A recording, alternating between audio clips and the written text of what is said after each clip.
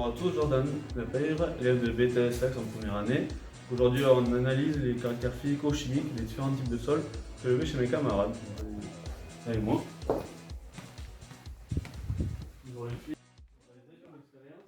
Alors, ici nous avons 6 types de sols, 6 échantillons, sur lesquels nous allons placer de l'acide chlorhydrique afin de savoir s'il y a présence de calcaire. Donc si ça fait de la mousse, c'est qu'il y en a. On commence avec le sol de Valentin Baum. Donc on peut voir que ça fait un peu de mousse, donc on peut en conclure qu'il y a présence de calcaire sur le sol de Valentin. Ensuite, c'est le sol de Stella Bourda. Donc là, il ne se produit pas de réaction. On finit avec le sol de Rémi Lacaze. Sur lesquels on peut voir également de la mousse se former. Donc il y aura présence de calcaire. On a préalablement réalisé cette expérience sur les 3 sols ici et qui n'ont donné aucun résultat, donc pas de présence de calcaire. Merci beaucoup. On va passer au prochain camarade. On réalise quelle expérience? Bonjour. Je vais vous montrer comment on détermine le pH d'un sol. Préalablement, nous avons mis de la terre dans un entonnoir. Nous y avons mis la préparation KCl dedans pour en piéger les ions. Grâce à cette solution, on va prendre un papier pH.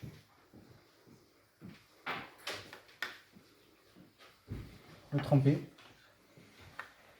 On va déterminer combien on pourrait estimer. On pourrait le trouver à 6. Grâce à un électrode, maintenant, on va préciser mieux sa valeur.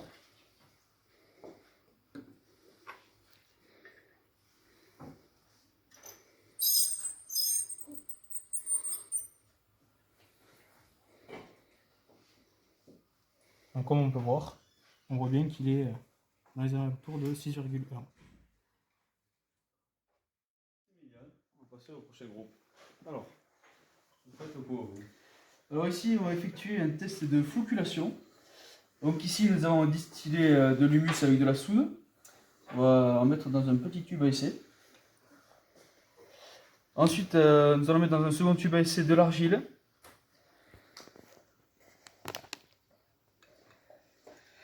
Dans un troisième tube, on va mélanger les deux, donc l'argile et l'humus distillé.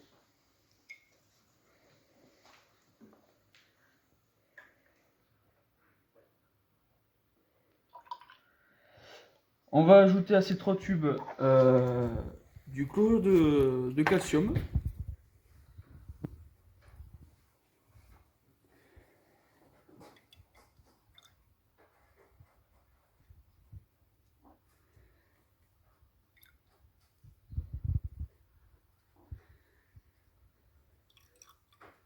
Donc voilà, normalement le calcium devrait créer des ponts calciques avec l'argile et l'humus pour former le complexe argilo-humique. Donc ici on peut voir déjà que la flocculation est en train de commencer. On voit déjà des petits morceaux d'humus se former. Au niveau de l'argile, on voit pas grand chose, c'est encore un peu trouble. Et au niveau du mélange, on voit légèrement des agrégats se former avec l'argile et l'humus. Donc on peut les voir distinctement ici. Donc avec la sédimentation, ils se sont retrouvés au fond du tube à essai. Donc on peut voir que ça a formé avec les ponts calciques le complexe argilo-humique qui va pouvoir ensuite accueillir les éléments du sol. Donc maintenant, nous allons effectuer un second test sur le sol, qui est le test sur les charges électriques. Donc ici, nous avons 6 tubes à essai différents. Nous avons mis de l'éosine sur ce tube à essai, avec aucune terre dedans. Donc on voit que le résultat est rouge. Ici, nous avons mis du bleu de méthylène. Donc pour faire cette expérience, on a prélevé de la terre dans les exploitations des élèves. On va les mettre dans un papier filtre qui est dans un entonnoir. On va verser d'abord de l'éosine qui est chargée négativement.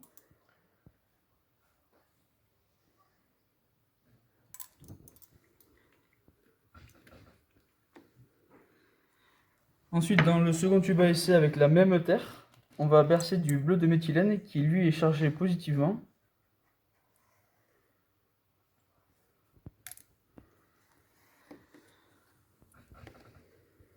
Donc voilà, on peut voir sur les résultats que l'éosine reste toujours rouge, tandis que le bleu de méthylène, lui, perd de la couleur un peu. Donc on peut voir que la terre elle est chargée donc négativement et donc elle retient des cations dans le sol.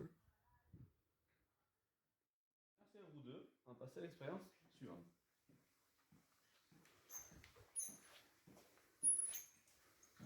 Bon, messieurs, quelle expérience avez-vous? Donc moi je vais vous montrer la vitesse de percolation des terres. Donc j'ai rempli dans deux entonnoirs avec un filtre une terre sableuse des Landes et dans l'autre une terre argileuse. Et donc en 1 minute nous allons voir la vitesse de percolation de la terre.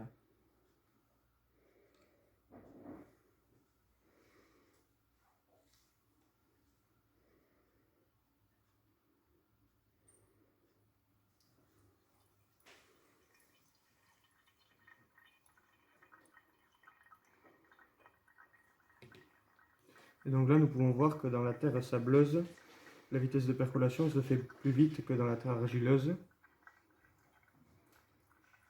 Donc l'argile retient l'eau comparée au sable qui la laisse passer. Au bout d'1 minute de percolation, on peut voir que sur 100 ml d'eau que j'avais mis, dans le sable, 80 ml sont passés, et alors que dans l'argile, seulement 30 ml sont passés. Donc on peut conclure que le sable a une vitesse de percolation plus rapide que l'argile. Bien, merci beaucoup. On va passer au prochain groupe. Bonjour, moi je vais vous présenter l'expérience sur la sédimentation. Alors on a mis des couches, de la terre, de l'eau, on a agité, on a laissé reposer. On peut voir qu'il y a plusieurs couches, la matière organique en haut, de l'argile, de l'humus, du sable et du gravier. Puis on a pris une règle et on a mesuré le pourcentage qu'on représente avec l'argile, qu'on croise avec le limon et qu'on croise avec le sable. Et on en déduit que c'est un limon argileux. Bien, merci. On va passer à la dernière expérience. Bonjour. Bonjour, moi c'est Sophie. Je vais vous présenter un texte complémentaire de celui de Thomas. Donc vous voyez, on va essayer de créer un boudin avec la terre qu'on peut avoir. Celle-ci c'est du soja semi-direct. Donc on peut voir qu'elle est modelable et qu'on a pu réussir à faire un boudin propre. Ce qui veut dire qu'il y a de l'argile à l'intérieur. Ensuite, on a une terre du Gers qui, elle, on sent qu'il y a du sable au toucher. Et si j'avais les doigts propres, il y aurait des particules blanches pour montrer qu'il y a du limon. Mais le boudin ne peut se faire et donc on constate qu'il n'y a pas autant d'argile qu'on le pense. Ensuite, la dernière terre est un maïs ensilage plus du fumier. On remarque déjà à sa couleur qu'il y a beaucoup de matière organique car elle est très sombre. On a réussi à pouvoir créer un boudin. Au toucher, il n'y a pas de texture sableuse, mais pourtant, grâce à la texture du boudin, on peut comprendre qu'il y a quand même de l'argile. Bien, merci à vous.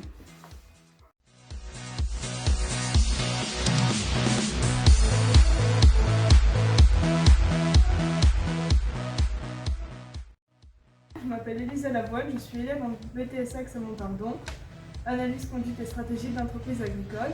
Aujourd'hui, nous allons vous présenter une activité que nous avons réalisée avec notre classe dans le cadre du module L57 agroécologie.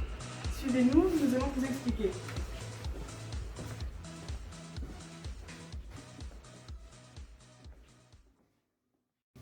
Bonjour Camille, est-ce que tu peux nous présenter ton expérience? Bonjour, je m'appelle Camille. Donc ici, on a un échantillon de sol. Au total, on en a prélevé 6 dans l'exploitation de chaque étudiant. Donc on va mettre la terre dans cet appareil appelé berlèse. Et voulant fuir la lumière, les arthropodes vont tomber dans ce bocal rempli d'alcool que les autres étudiants vont analyser. À présent, nous allons nous diriger vers Julie qui va nous expliquer l'expérience qu'elle a réalisée. Bonjour, je m'appelle Julie. Je suis en train d'observer les êtres vivants qui sont tombés du Berlès, ici dans un sol de soja et semi-direct depuis 2 ans. Donc, pour réaliser cette activité, je prends mon appel. Je prélève à l'aide d'une pipette la terre qui est au fond, que l'on met dans le verre de montre. Je le mets sous la loupe et après on peut observer les êtres vivants qu'il y a dedans. Donc Quel type de micro-organismes nous avons pu voir dans ce type de sol? on trouve principalement des gamazes et des colamboles, des oribates qui sont de l'espèce des acariens, ainsi que des protours et des colamboles qui sont de l'espèce des insectes.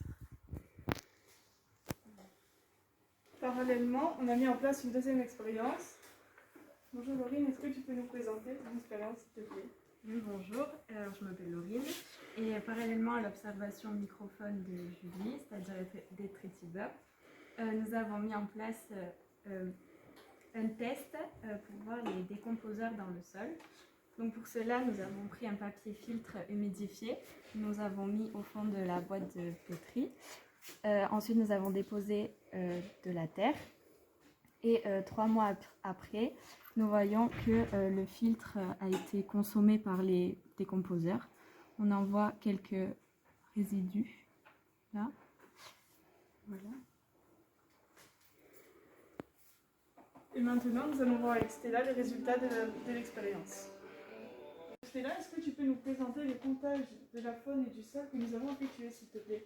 Alors oui, bonjour, je m'appelle Stella. Donc il y a 6 élèves de notre classe qui se sont portés volontaires pour nous donner leur sol. Donc Valentin qui fait un semi-direct de sorgho depuis 2 ans avec un couvert. Mon sol, du coup, qui est une rotation de pâture avec un labour et du soja. Le sol de Jordan qui fait un tournesol semence. Le sol de Rémi qui a une monoculture de maïs depuis 25 ans avec un labour. Le sol de Damien, un semi-direct de sorgho. Et le sol de Baptiste qui a un apport de fumée et un maïs en silage sur labour. Donc on peut voir qu'il y a 3 espèces qui sont clés, donc les oribates et les gamazes qui sont des acariens, et les colamboles. Donc les oribates sont des détritivores mangeurs de matière organique morte, ainsi que les colamboles, alors que les gamazes sont des prédateurs qui régulent la faune du sol. Par exemple, si nous prenons 3 sols complètement différents, donc le mien, celui de Damien qui fait du semi-direct et celui de Baptiste qui fait un labour et un épandage de fumier, on voit qu'il n'y a pas tellement de différence sur les individus du sol. Du coup, il faudrait pousser l'analyse physico-chimique de ces sols pour savoir s'il y a une réelle incidence des pratiques culturelles sur le sol. Merci beaucoup.